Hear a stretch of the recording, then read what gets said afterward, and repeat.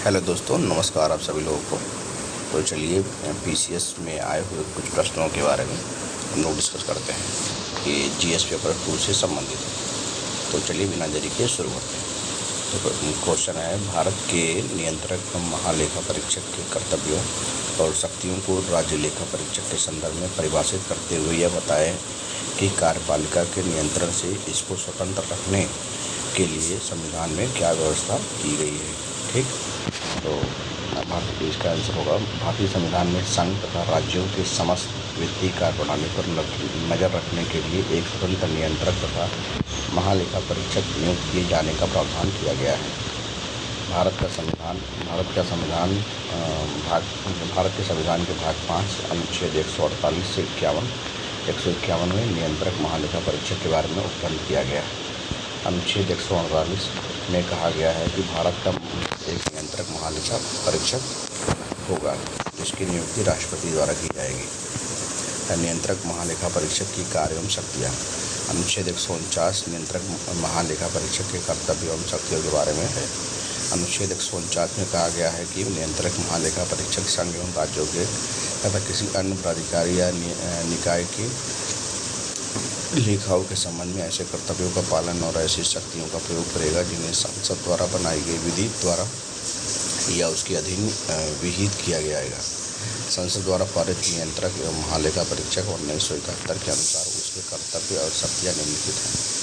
भारत के प्रत्येक राज्य तथा संघ राज्य क्षेत्र की संचित निधि से किए जाने वाले सभी व्यय की संपरीक्षा करेगा तथा इस संबंध में यह प्रतिवेदन देगा कि क्या ऐसा व्यय विधि के अनुसार किया गया है। नेक्स्ट है, यह संघ तथा राज्यों की आकस्मिक निधि और लोक सेवाओं से किए जाने वाले सभी व्यय की संपरीक्षा करेगा और उन पर प्रतिवेदन देगा तथा यह संघ और राज्य की आय और व्यय की संपरीक्षा करेगा जिससे उसको यह समाधान हो जाए कि राजस्व के निर्धारण, संग्रहण तथा समुचित आवंटन तथा समुचित जांच करने के लिए उचित प्रक्रिया तथा नियम का निर्माण किया है।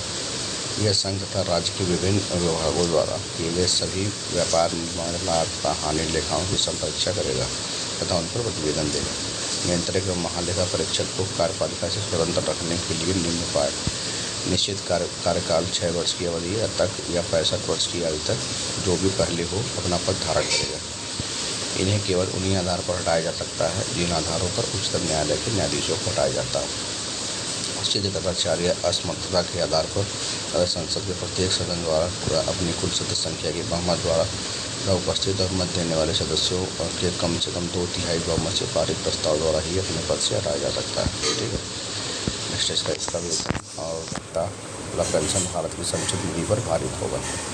यह अपने पद से सेवानिवृत्त होने के पश्चात भारत सरकार या किसी राज्य के अधीन कोई पद धारण नहीं कर सकता।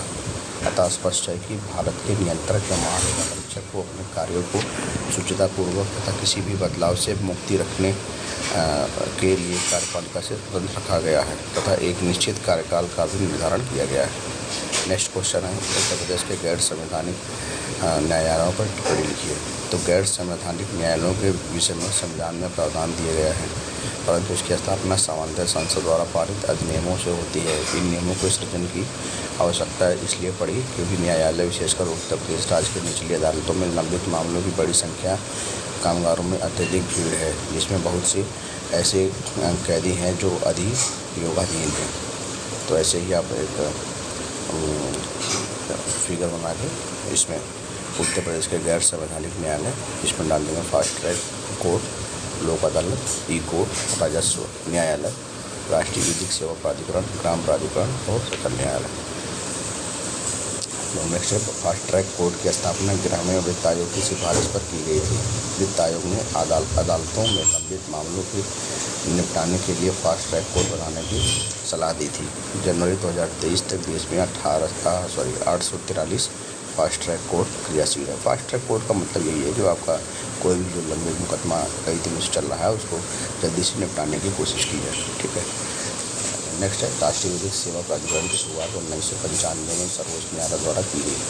विधिक सेवा प्राधिकरण को स्थापित करने का उद्देश्य पूरे देश में एक समान, मुफ्त एवं सक्षम न्यायिक सेवा को समाज के कमजोर वर्ग तक पहुँचाना है। भारत का मुख्य न्यायाधीश इस प्राधिकरण का मुख्य संरक्षक होता है।